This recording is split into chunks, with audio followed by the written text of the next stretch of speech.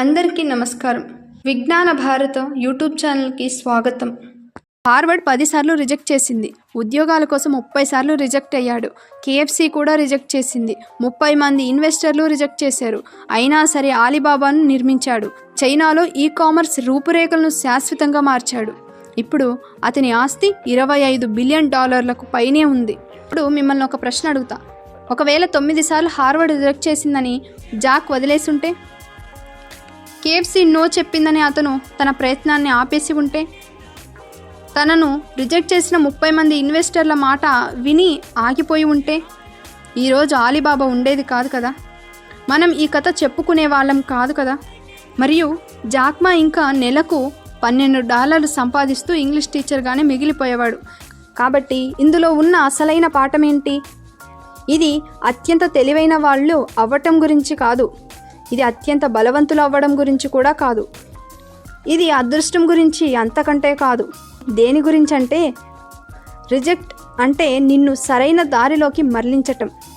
ప్రతి నో నిన్ను ఎస్కు మరింత దగ్గర చేసింది. కానీ నీ గతం నీ భవిష్యత్తును నిర్మించదు. నిన్ను ఎవరు నమ్మనప్పుడు నిన్ను నువ్వు నమ్ముకో. అందరూ ఆగిపోయినప్పుడు నువ్వు అడుగు ముందుకు వేస్తూనే ఉండు. ఇక్కడ మీరు ఆ చిత్రాలను చూడండి. సైకిల్ మీద వెళ్ళి ఇంగ్లీష్ ప్రాక్టీస్ చేసిన ఈ చిన్న పిల్లవాడిని చూసారా? KFC నుంచి రిజెక్షన్ అయిన ఆ అభ్యర్థిని చూసారా?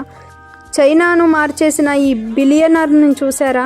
అందరూ ఒకరే, కాకపోతే అతని జీవితంలో వేరే వేరే ఆయుధాలు.